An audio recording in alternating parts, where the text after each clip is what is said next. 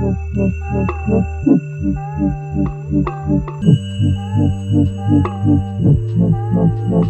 one. I'm gonna pull my elbows in towards my hips, and I just bring Roland's weight on top of me here. All right, so if Roland tries to move, you can see my elbow is still higher than his shoulder.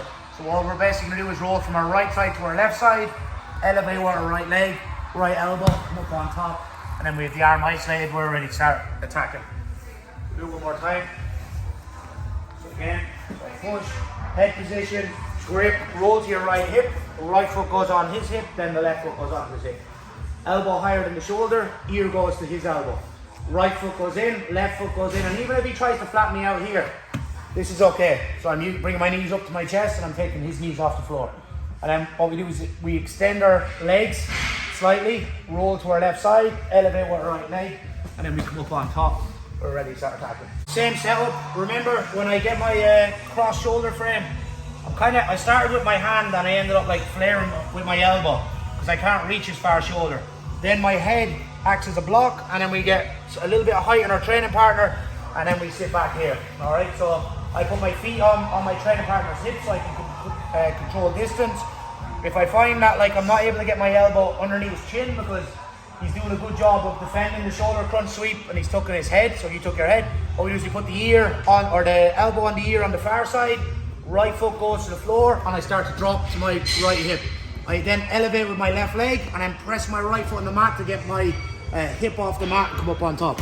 Again, we land up on top with the arm isolated, which is better than regular mount, and then we can go into all our different attacks from here. So anytime you get the chance to land in the mount with one or two arms isolated, it's always going to be better than getting regular mount. So our grapplers get up, we place the frame with the head position, we get our shoulder crunch grip, keeping the hips away from us. We're still aware of the regular, like over-under sweep, triangle attacks, arm bars and everything else. But maybe on this one we find that we choose to go for the shoulder crunch sweep. So I'm not able to get the elbow underneath the chin, so we go elbow over the ear. And I look to bring my elbows 12 to 6, and I fall in on my right hip. So I'm not flat, I'm on my right hip. Right foot goes to the floor to get my hip up off the mat, and I elevate with my left leg. We land up on top with the arm isolated, ready to start attacking. We sit back, same setup as the last time, feet on the hips, and I'm rolling this shoulder inwards, and then I slide my ear back onto his wrist here. The crease of his elbow should be down towards the floor. I cup my own triceps, we hip in, pinch our knee on the shoulder, and I bring our elbows towards our hip and slide our ear back to our shoulder to get the finish. So I want to control his shoulder and his wrist now. On our shoulder crunch sweep, we were controlling shoulder to elbow, but now for the finish on the inverted armbar, we want to control shoulder to wrist here. I'm going to rotate the crease of his elbow down towards the floor, and I get like a double tricep grip. And all I'm basically going to do is I hip towards Roland and I slide my ear back to my shoulder and then pull my elbows in towards my hips. So hips forward, elbows into your hips, and then ear back to your shoulder to get the tap. So we're here.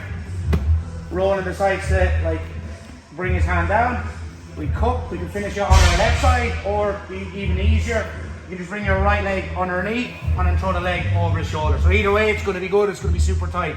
And you see we're able to bring the hands up past the shoulder blades, and we're going to do this by pulling our right hand towards his head. Here. High underhook, we lock our hands, sit back, we keep our feet on our training partner's hips, and I bring my ear to my shoulder.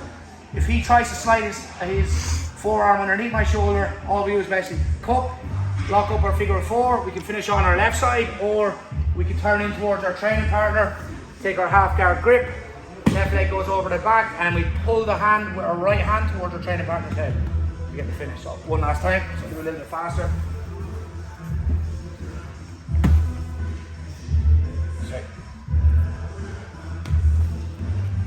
Roland knows if I start to bring his shoulder inwards and I start to clamp my ear towards my shoulder, it's going to be hard for him to get it out. So maybe when I'm rolling the shoulder inwards, he slips this down below my shoulder. And then all it is basically a catch here. And then I'm just going to bring the weight forward. So I'll bring his head towards me, take the weight off his heels, and then I put in my half guard grip here.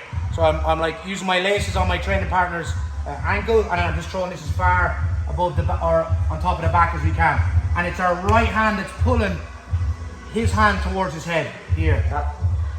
just something else you can think about when we're in this position. If you find that like you're not able to grip this arm, you're not able to go into our shoulder crunch, you can always start threatening for guillotines as well. So there's loads of other things that are available. And then, like we were saying in the last session, the shoulder crunch can also be used for sweeps, wrestling up and submissions, but it can also be used for basically like outside of control and like getting reactions off our training partner. So like if he's keeping this arm away from me, he's moving it, maybe he puts it back up into my shoulder, we're back into this stuff. If he brings it below my shoulder, we're into Kimura, so I'm not able to reach it, we're into guillotine. So